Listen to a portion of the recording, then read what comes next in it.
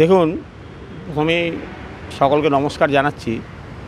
হিন্দ মজদুর কিষাণ পঞ্চায়েতের পক্ষ থেকে আমি অশোক দাস, রাজ্যের সাধারণ সম্পাদক। আমরা কেন্দ্রীয় সার এবং রসায়ন মন্ত্রী জেপি নাড্ডা মহোদয়ের কাছে একটা চিঠি পাঠিয়েছি।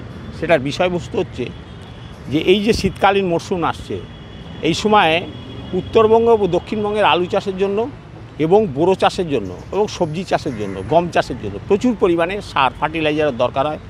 এনপিকে, নাইট্রোজেন, ফসফেট, পটাশ এবং ইউরিয়ার। এটা প্রতি বছরই একরকম ঘাটতি থেকে যায়। তো এইটার জন্য প্রথমেই তার কাছে আমরা অনুরোধ জানিয়েছি যে তিনি এই যেসব সার প্রস্তুতকারী বা সার যারা তৈরি করে সেই সব কোম্পানি এবং সেই সারকে পশ্চিমবঙ্গে আনার জন্য যে রেকের ব্যবস্থা, এই রেলের সঙ্গে সংযোগযুক্ত, সেইগুলো যাতে খুব তাড়াতাড়ি এখানে পশ্চিমবঙ্গে পাঠানো হয়, সেটার জন্য এই কৃষকদের সুবিধা যাতে হয় সেই জন্য একটা চিঠি। এবং তার সঙ্গে সঙ্গে আর একটা দাবি আছে যে এই সার কোম্পানিগুলো পশ্চিমবঙ্গের কৃষকদের কাছ থেকে ট্যাগিং নামক একটা ব্যবস্থা চালু করেছে, যার ফলে 350-400 টাকা করে পার এই নাইট্রোজেন, ফসফেট, পটাশ, এই যে মিশ্র সার, এই মিশ্র সার প্রতি 50 কেজির বস্তাতে 350 থেকে 400 টাকা তারা বেশি নিচ্ছে। তার বিনিময়ে তারা কখনো কিছুটা বোরন দিচ্ছে, কিছুটা কার্বন দিচ্ছে, এরকমভাবে দিচ্ছে, যেগুলো কৃষকের জমিতে, আমি একজন কৃষক, আমার জমিতে যদি বোরন 2 কেজি লাগে, সেখানে আমার 4 কেজির প্রয়োজন নেই। আমার যদি জমিতে কার্বন থাকে, কার্বনের প্রয়োজন নেই। তাহলে এই যে একটা এই ট্যাগিং না নিলে সারটাই দেওয়া হবে না। তাহলে এই যে একটা জুলুমের একটা ব্যবস্থা কায়েম করেছে বছরের পর বছর ধরে এই সার কোম্পানিগুলো, আমরা চাই অবিলম্বে মন্ত্রী মহোদয়ের কাছে, জেপি নাড্ডা মহোদয়ের কাছে নিবেদন যে পশ্চিমবঙ্গের এই ট্যাগিং ব্যবস্থাটা তুলে দেওয়ার জন্য, তার সঙ্গে সঙ্গে সরকারি মূল্যে যাতে প্রত্যেকটা কৃষক সেই সারের দোকান থেকে সার পেতে পারে। এবং যেসব ওষুধপত্র আছে, কীটনাশক ওষুধ আছে, ছত্রাক জাতীয় ওষুধ আছে, যেগুলো আলু চাষের ক্ষেত্রে বিশেষ করে ছত্রাক জাতীয় যে ওষুধগুলো আছে, সেগুলোর গুণগত মান যাতে সঠিক থাকে, এই সমস্তগুলো দেখবার জন্য প্রত্যেকটা জেলায় জেলায় যেন একটা ব্যবস্থা এমন কায়েম করা হয়, যেটা ভিজিলেন্সের মতন একটা ব্যবস্থা একটা সরকারের থেকে তৈরি করার জন্য একটা যেন ব্যবস্থা নেওয়া হয়, এইটা আমরা জানিয়েছি। সেক্ষেত্রে আমাদের রাজ্য সরকারের দৃষ্টিভঙ্গি কী? দেখুন, রাজ্য সরকারকে তো আমরা এর আগেও কৃষকদের সমস্যা নিয়ে আমরা চিঠি লিখেছি, কিন্তু সেই চিঠির তো আমরা কোনো উত্তর পাইনি এখন পর্যন্ত। তার সঙ্গে সঙ্গে যে আরও ভয়ঙ্কর কথা শুনতে পাচ্ছি, যেটা যে উনি উত্তরবঙ্গে যে মাননীয় মুখ্যমন্ত্রী বললেন বাঁধগুলো তাহলে ভেঙে দাও, এটা তো মারাত্মক ক্ষতিকারক কথাবার্তা তিনি বললেন। বাঁধ, আমরা এই যে আধুনিক সভ্যতা তৈরি হওয়ার সঙ্গে সঙ্গে মানুষ এই জলকে নিয়ন্ত্রণ করে সেটা কৃষিকাজে এবং বিদ্যুৎ উৎপাদনের কাজে ব্যবহার করছে।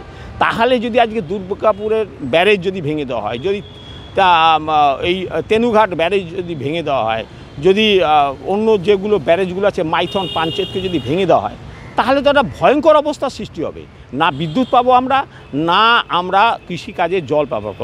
উনি কতটা কীভাবে বলেছেন আমি জানি না, কিন্তু এই যে বোরো মরশুমে এবং এই শীতকালীন মরশুমে ওই দুর্গাপুর ব্যারেজের জল থেকে আমাদের যে হুগলি জেলা, বর্ধমান জেলা, হাওড়া জেলার একটা অংশ ব্যাপকভাবে লক্ষ লক্ষ বিঘা জমিতে আলু চাষ, ধান চাষ, এই সমস্তগুলো হয়। তাহলে সে চাষটা হবে কোথা থেকে? তিনি তো বলে দিলেন, বলে দিলেই তো হবে না। তিনি বলছেন যে গঙ্গা নদীর যে ব্যারেজটা আছে সেটাকে ভেঙে দেয়। এটা তো বাংলাদেশের যারা মৌলবাদী শক্তি, তারা চাইছে ওই ব্যারেজটাকে ভেঙে দাও, সমস্ত পদ্মা নদী দিয়ে জলটা প্রবাহিত হয়ে যাক, কলকাতার দিকে যেন একটু জল না আসে, কলকাতা বন্দর যেন একদম ধ্বংস হয়ে যায়। এবং এই যে সেই ফারাক্কা ব্যারেজ থেকে কলকাতা পর্যন্ত আসার যে 2 গঙ্গা নদীর অববাহিকা অঞ্চল, সেই অববাহিকা অঞ্চলে প্রচুর কৃষি জমি আছে, যারা এই নদী উত্তোলন পাম্পের মাধ্যমে সেই জমিতে চাষবাস হয়। তো তখন চাষবাস সেটাও তো হবে না। তাহলে উত্তরবঙ্গ, দক্ষিণবঙ্গ, সকল বঙ্গই তো এই দামোদর উপত্যকা, গাঙ্গেয় উপত্যকা যদি শুকিয়ে যায়, তার থেকেও বড় ভয়ঙ্কর ব্যাপার হবে যদি এই জলটা যদি শীতকালীন মরশুমে, গ্রীষ্মকালীন মরশুমে না আসে, তাহলে ওয়াটার লেভেল, পানীয় জলে নেমে যাবে। তখন মানুষ পানীয় জলটা পর্যন্ত পারবে না। তাহলে এটা কী উদ্দেশ্যে বললেন, কী জন্যে বললেন, এটা আমাদের কাছে যেভাবেই উনি ব্যাখ্যা করুন না কেন, এটা ভয়ঙ্কর একটা খারাপ দিকের কথা উনি বলছেন।